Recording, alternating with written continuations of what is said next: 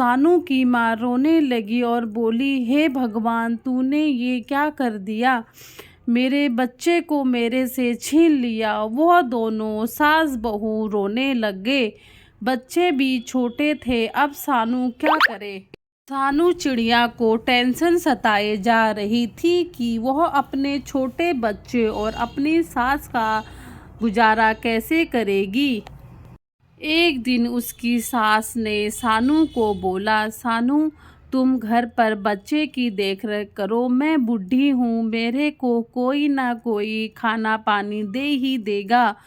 उसके बोलते ही सानू ने बोला, माँ, तुम ऐसी बात क्यों कर रहे हो? मैं आपकी बेटी जैसी नहीं, आपकी बेटी हूँ। आपने ऐसा सोच भी कैसे लिया? मेरे होते हुए मेरी माँ को कहीं बाहर ठोकरें खाने की जरूरत पड़ेगी। सानू ने बोला, माँ, तुम मेरे बच्चों की देखरेख करो, मैं कुछ ना कुछ खाना या किसी नौकरी की तलाश कर लूँगी। आप घबराओ मत, आप इन छोटे बच्चों का ध्यान रखो। फिर सानू वहाँ से उड़कर एक जंगल से दूसरे जंगल काम की खोज में निकली। तो सानू की किस्मत सही में अच्छी थी। जैसे ही उसने जंगल में देखा तो उसकी जो स्कूल की फ्रेंड थी वह भी वहाँ चूड़ियाँ बेचने का काम कर रही थी।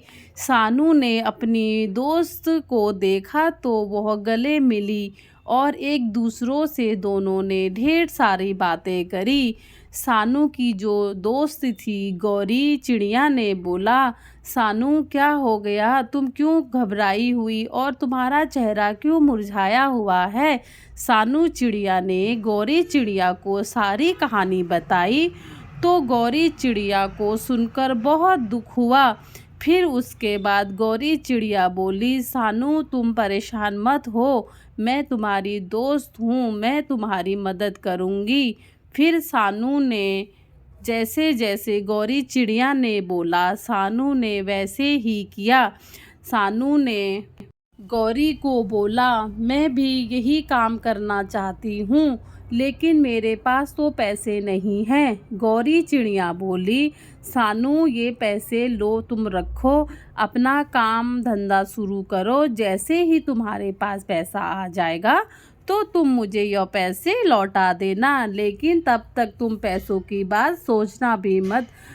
गौरी चिड़िया वहाँ से उड़कर चली गई। फिर सानू चिड़िया ने ढेर सारी मेहनत करी और उसने सुबह से लेकर शाम तक मेहनत करती, अपने घर का भी काम करती।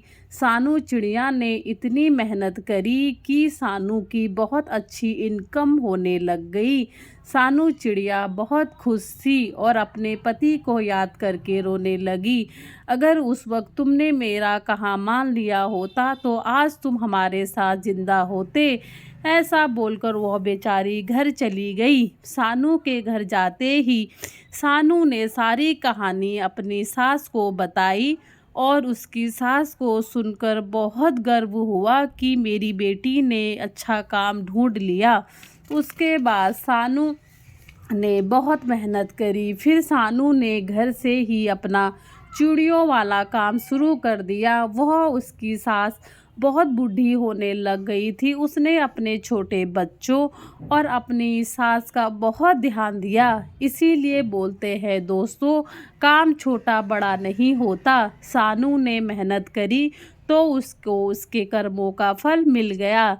इसीलिए बोलते हैं कर्मों का फल बहुत मीठा होता है। धन्यवाद दोस्तों। अगर आपको मेरी कहानी पसंद आए तो मेरे चैनल को लाइक शेयर सब्सक्राइब करें।